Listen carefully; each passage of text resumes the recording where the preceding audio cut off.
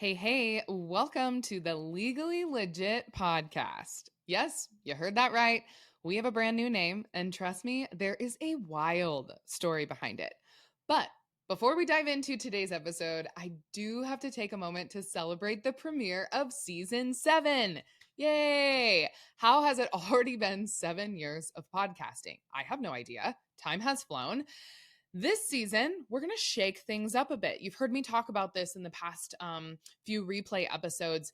But what I am going to do in season 7 is bring even juicier legal deep dives to you. I'm going to take you behind the scenes and give you stories from my own business and other business owners facing legal challenges.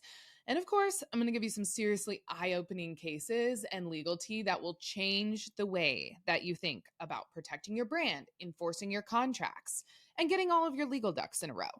So my goal from here on out on the Legally Legit podcast is to make these episodes quick and even more action-packed so that you can walk away with real legal strategies that you can apply immediately. So if you haven't already, please hit that subscribe button on Apple or Spotify or whatever platform that you're listening to this episode right now, so you don't miss a single episode that's to come. Because trust me, you don't want to miss what's coming this season. I have a really awesome lineup. Okay, back to today's story. Buckle up, my friend. Buckle up. Because I'm taking you behind the scenes of a trademark battle that could have cost us over $50,000 in legal fees. And it nearly forced me to rebrand everything that I've built from the ground up. What it is a cautionary tale of what happens when a business name collides with the world of trademarks. And let me tell you, this fight was not easy. I'm going to break down exactly what went down, the biggest mistakes that almost cost me everything, and the lessons that you need to know so this never happens to you in your business. Because trust me, once you hear this story, you will never look at branding the same way again. And after this little 18-month whoop-de-doo, I can guarantee it's never going to happen to me again. And I sure as heck don't want it happening to you either. So let's get into it. Hey there, I'm Paige Griffith, your host, an attorney for small business owners, and the founder of The Legal Page. I help online businesses and creatives get legally legit in no time. In this podcast, I break down and simplify legal talk while providing practical business guidance every step of the way. With over a decade of experience in both entrepreneurship and the law, think of me as your go-to legal resource, here to tackle all those what-if scenarios so that you can focus on what you do best, growing your business. As a gentle reminder and disclaimer, I am an attorney, but I am not your attorney, so be sure to seek legal counsel for personalized advice. Welcome to the Legally Legit podcast.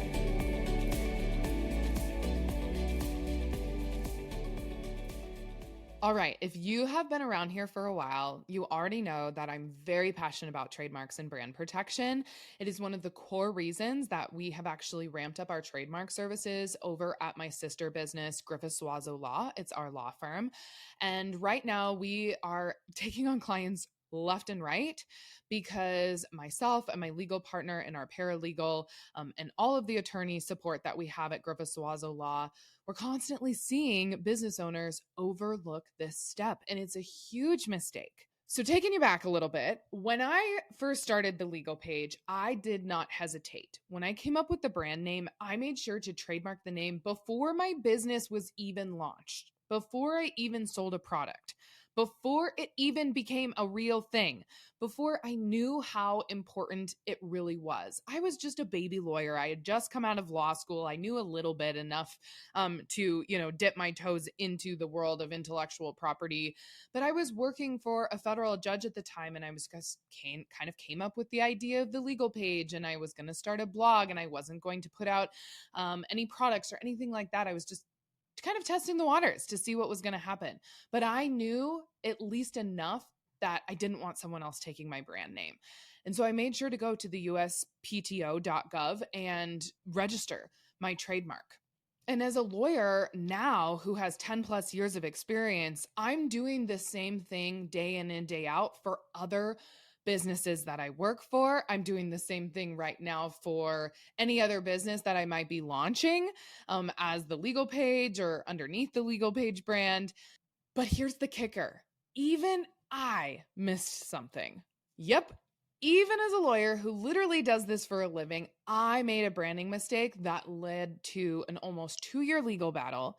And I'm sharing this story with you so that you don't make the same mistake that I did. So let's rewind. This whole thing started with a tagline, legally legit. It wasn't even a brand name. It was just a phrase that we casually started using here at the legal page in our marketing. And when I first checked the USPTO website, and the trademark database, I saw that someone else had actually tried to trademark it, but their application had been denied for various reasons that I don't need to get into legally. But I also noticed that at that time, other people had been using that legally legit phrase in various ways, get legally legit, so on and so forth. And I figured it was kind of more of a common marketing term. No big deal, right? But then we kept using it and using it and using it here at the legal page.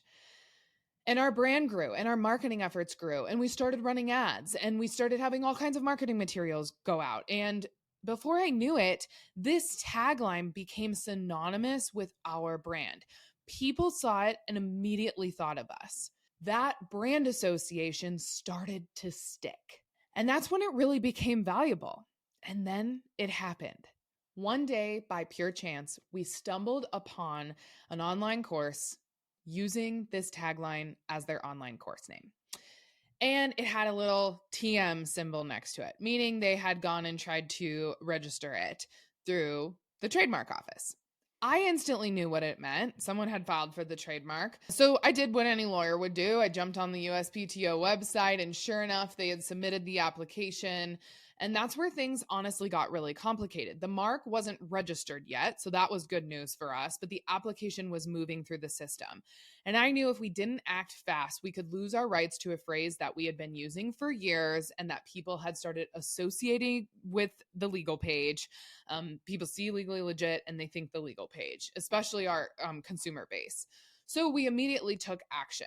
Since their mark hadn't officially been registered yet, we were able to file what is called an opposition proceeding. And I'm going to get to that in a little bit. I'm going to talk more on that in just a second. But an opposition proceeding essentially means that we were legally challenging their trademark application before it could become official. So that's what kicked off this 18-month/2-year legal process, where we then had to prove that we had prior use. And we had to prove that our brand had goodwill associated with the phrase and that their registration would cause confusion in the market. So fast forward to today, I am happy to say that we have settled the opposition, which is why I'm able to talk about it.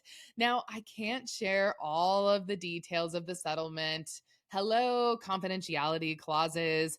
But what I can do is walk you through what a trademark application is, what oppositions are, how much they cost, and most importantly, the big lesson to be learned, why you need to trademark your business name and all of your taglines right now before you end up in a mess like this. Now, this wouldn't be the Legally Legit podcast if I didn't give you then some legal nuggets for you to use in your business. So let's talk a little bit about opposition proceedings, the trademark application process. And keep in mind, this is coming from the standpoint of someone challenging a business. So challenging someone that has already submitted a trademark application. But it's really good for you to know if someone ever challenges your application, say if you were to DIY the trademark application process yourself, which you can do through the USPTO, and their website does have some helpful tutorials. But oftentimes, this is also a lawyer kind of going through this process for you, and you'd lawyer up at that point. But I just want to walk you through exactly what occurs and what can occur so that you're aware of, oh my gosh, I do not want to spend this much money as a business owner to protect something that I probably should have protected from the get-go. It's kind of like a do this now tale of so you don't end up in this situation later. First things first, how do you even get a trademark? So before we talk about oppositions, we got to back up a step. How do you actually get a legitimate trademark registration in the first place. So first, you or your attorney is going to conduct what's called a comprehensive trademark search. This is where you go online, you Google it, you go through the trademark database, and you make sure that your name isn't already taken. This is truthfully, though, where an experienced trademark attorney is worth every penny, because they will do a way more thorough analysis on everything out there. They know the legal challenges or uphill battles that you may face when submitting your mark, if there is a likelihood of confusion or if it is descriptive. And I'm not going to go down that rabbit hole, but that's step one. You have to do a comprehensive trademark search. Then you will be able to either, yes, move on in the trademark process, or no. At that point, you stop. You either change your name or you just go on using it, knowing that you're not going to actually own it through the trademark office and have that registered. So if you do decide to proceed forward, you would file a trademark application with the USPTO through the TEAS platform. This is just all acronyms for you go on the government website and you submit an application. Once you submit the application, and you can do this as a 1A application or a 1B application. I'm going through this really quickly, but this is what lawyers are going to tell you if you talk to them. 1A means you're already using the mark in commerce. 1B means you intend to use it, and you're just trying to be the first to file for that name so that no one else does it before you. When you file your trademark application, then you've got months of waiting. Sometimes it's 6 to 12 months, depending on the backlog of applications that are being submitted and an examining attorney being able to review your application. And then they will go review it. If everything looks good, your mark moves forward. If not, you may have some non-final office actions or final office actions. Again, this is where an attorney is super helpful. If you get those from an examining attorney and you filed the mark yourself and kind of DIY'd the application, at that point is usually when you end up getting an attorney anyway, because they are better equipped to respond to non-final or final office actions. Then your application, if it does move through and you go through all of the hiccups, or maybe there's no hiccups and they're like, cool, you're approved. There's no competing marks. There's no descriptiveness to this mark name. It is super unique. You have no issues. We're going to publish it in the official Gazette for 30 days. This is the opposition period. And this is where, even if an examining attorney misses something, another similar business or someone who has been using that brand name or tagline or phrase can come in and challenge your trademark before it becomes official. And that's where things can get dicey. And that is where my story happened. So that's a trademark opposition. Why should you care? Picture this. You apply for a trademark. Everything seems to be smooth sailing until then someone swoops in out of nowhere during the opposition period. And then, nope, we have a problem with that. That's an opposition proceeding. We have a problem with you using this brand name. So here's how it works. Again, you have 30 days to challenge someone's trademark, or vice versa. If you submit a trademark application, someone has 30 days once it goes in the official Gazette and it goes through all of the official processes through the examining attorney and the trademark office, then they're like putting it out into the world and they're saying, world, now you can challenge it if you want to. If someone does file a notice of opposition, you are officially in a legal battle at that point to prove that you have the right to trademark. It's handled, opposition proceeding is handled by what's called the Trademark Trial and Appeal Board, TTAB for short. We use TTAB all the time as the acronym in the intellectual property attorney world, and it means that you're in trademark court. TTAB is this administrative tribunal within the United States Patent and Trademark Office, and TTAB is composed of administrative trademark judges who are experts in trademark law. So think of it like mini litigation. You've got a judge, you've got the legal deadlines, and you have a whole lot of back and forth with the other party. So how ugly can it get? Let's just say it is no joke. Evidence overload. You need to prove that you started using your trademark and consumers have associated that brand and that tagline with you. You've got legal deadlines. It's like a real court case, and missing a deadline can hurt your chances or absolutely just withdraw your opposition altogether. It's costly AF, in my opinion. Trademark oppositions can cost anywhere from $20,000 to $50,000 to start or more in legal fees. Luckily, we were able to represent ourselves pro se because we were experts in intellectual property. So that was helpful. But if you think that you can just wait it out, think again, because this process can drag on for years, draining your time, your money, and your energy. Now, we were lucky and we settled the case before it got to trial, and we officially own the trademark now, which is great. But honestly, this whole situation could have been completely avoided if I just would have trademarked it in the first place and I had locked it down sooner. So, what is my big lesson for you? Trademark everything. Everything. If you have a business name, trademark it. If you have a podcast title, trademark it. If you have a signature program or a mastermind name, trademark it. If you have a tagline, trademark it. That catchy slogan that you've been using to market your products, trademark it. Treat trademarks like insurance for your brand. It's way cheaper and easier to secure your rights up front than to fight for them later. Hey friend, real talk. If you are running a business, creating content, or building a brand, the last thing you want is to pour your heart and soul into it just for someone else to copy it, steal it, or worse, trademark it out from under you. That is why I have put together a completely free trademarking and brand protection guide that breaks down exactly how to legally lock down your business name, logo, and other creative works. Inside, I'm covering trademarking, of course, and then copywriting, NDAs, contracts, basically all of the legal safeguards that you need to protect what's yours. Now, while I highly, highly recommend working with an experienced intellectual property attorney in most cases, I totally get that not everyone has thousands of dollars in expendable income to invest in legal help right now. That is exactly why this free guide is perfect for you. It's a great place to start and gives you the foundational tools to begin protecting your brand today. Oh, and here's the kicker. I just decided to walk you through the step-by-step process and tutorial on how to search the USPTO trademark database and how to file your own trademark application. That is in the free guide. And that alone, it's worth over $1,500 if you hire an attorney to do it for you. So please don't leave your brand exposed, and please grab this free brand protection guide now. You can do so by heading over to thelegalpage.com/trademark, or you can simply click the link in the show notes that I have linked for you and download it today. Let's get back to the episode.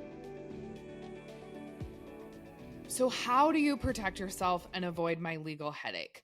Again, I can't get into all the nuances. I wish I could, but that's why you have settlement documents and you have confidentiality clauses and non-disparagement clauses. When you are wanting to protect yourself, I always suggest that you talk to the most experienced person in the room. And if you're looking to trademark anything, yes, you can go the DIY route. I don't want to discount the fact that that is an option. There are lots of tutorials on the USPTO website. Make sure you're on a .gov website and you're not getting scammed. But if you're on there, they'll walk you through the process and you can maybe try to do it yourself. I would say 9 times out of 10, you're going to try to get into the process and you're going to be confused. It's an archaic website. So just go talk with an experienced trademark attorney. Lucky for you, that's exactly what we do at my law firm, Griffith Suazo Law. So my firm handles trademarks all day, every day, so that you don't have to guess your way through it. And I will make sure to put Griffith Suazo Law in our contact form in the show notes for you if you are looking to work with an experienced trademark attorney. We have initial consultations and we can just walk you through the process and get some of your most burning questions answered right away so that you can decide how you want to move forward and have the education and knowledge to what your next steps are. Number 2, be proactive. I cannot say this enough. Be proactive rather than reactive. That's the biggest learning lesson here. If you've been using the name for months or years, don't wait until someone else snags it or trademark squats. Go ahead and get ahead of the game. Be proactive. At least try to trademark it and file the application first. because it's all about the filing date and when you get your application in here in the United States. It's not about necessarily, it is when you have prior use, but then you're working backwards if you haven't already filed it, which is what I did. I said I had prior use. We have goodwill associated with the brand name, but that's an uphill battle in an opposition proceeding. Best case scenario for you and biggest learning lesson is go trademark it before you even have to go down that route. And number 3, keep good records.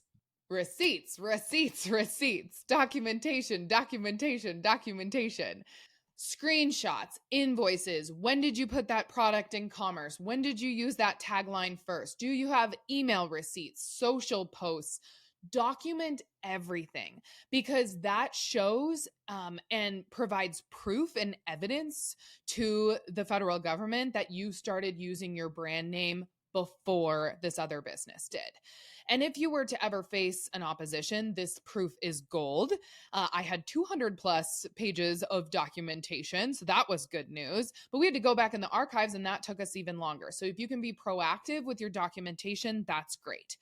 Also, make sure that you put it in commerce first. So it's good to file a 1B intent to use application with the United States Patent and Trademark Office. That will definitely help you secure your brand name. But the sooner that you can get that into commerce and start selling and providing the ability for people to associate any purchases of any type of product or any type of offering that you may have with that brand name, tagline, trademark that you want to own, that is going to be better for you.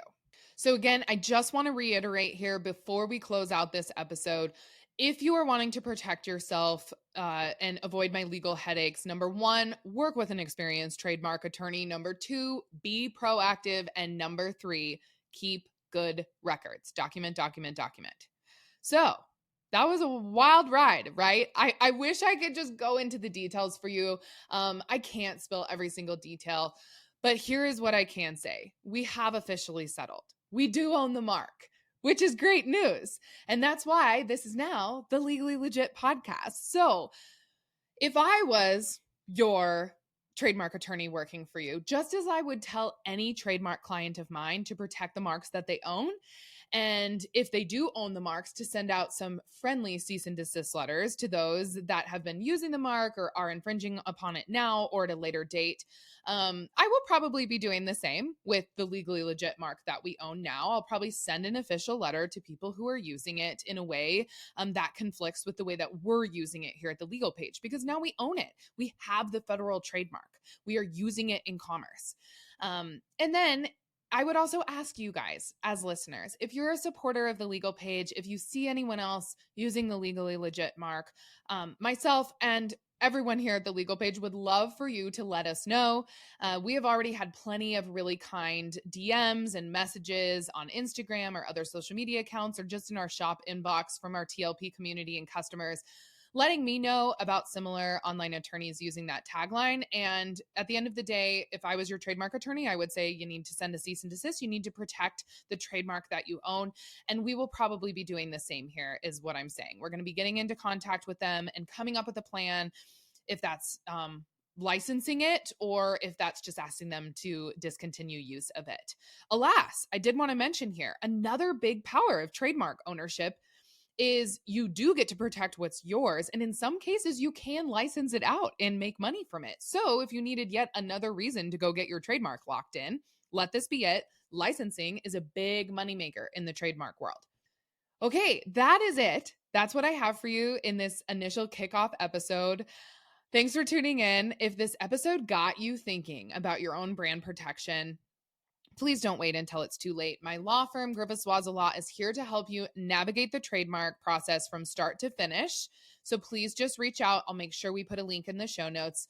You can also just go to griffithswazolaw.com and look at all of our offerings, the investment, and you can set up an initial consultation with us.